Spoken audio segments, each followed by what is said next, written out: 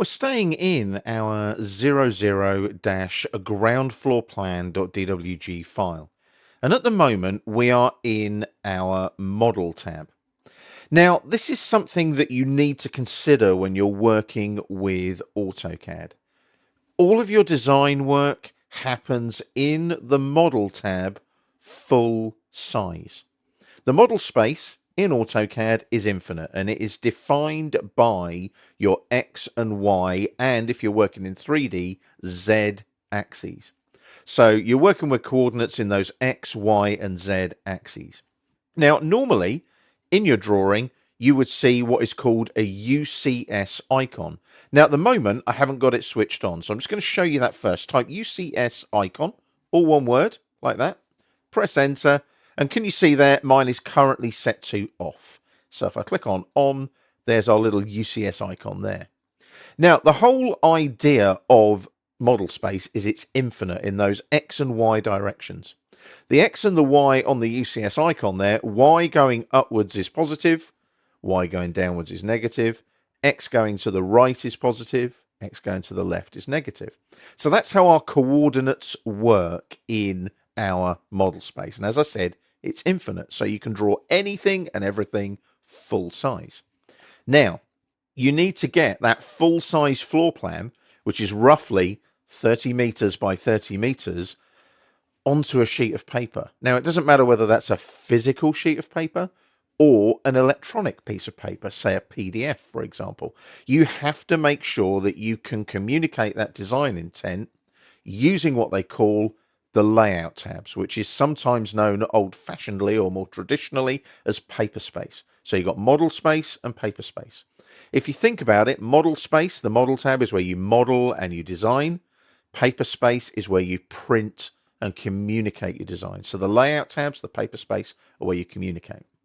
In this drawing, if you click on the ISO A1 landscape layout tab, you can see there that there is a sheet of paper with a little rectangle, and it is actually showing your floor plan in that rectangle. Now that is a sheet of paper, and it's an ISO A1 sheet, which is, if I remember rightly, 841 millimeters by 594 millimeters. Don't quote me on that. I think it is. You can check that if you want to, just by hovering perhaps there and moving along. If I go along to there, can you see the crosshair? It's telling me there how big that is. Now, at the moment, it's an ISO A1. Now, what I need to check here is this little box here. Now, if I hover over it, can you see it's a viewport? And if I hover there, it pops up and it tells me it's using a standard scale of 1 to 100. So what I've done, my model tab here, everything is full size. If I go in and say measure a doorway, there's a doorway there. Let's zoom in on that doorway and I'll go to measure here. It's on the home tab on the ribbon on the utilities panel. If I measure a distance there, click on distance from the flyout, use that endpoint snap to that endpoint snap. So that is 1155.70 millimeters wide, that doorway. So about 1.155 meters or 1155 millimeters.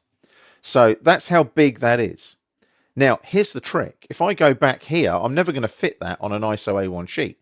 So I've made it 100th of its original size in a viewport. So that's how you make sure that you communicate your design intent in AutoCAD. You make sure that in the model tab here, I'll just double click on the wheel to zoom extents, everything is drawn full size, and then you put your designs into scaled viewports in the paper space on the layout tabs. Now, we do get into that a bit more deeply as we work throughout the course. You'll see how to set up viewports, set up page setup so that you can communicate your designs from the model tab into the layout tabs, into the paper space. But that's how you work with model space, the model tab, and paper space, the layout tabs in AutoCAD.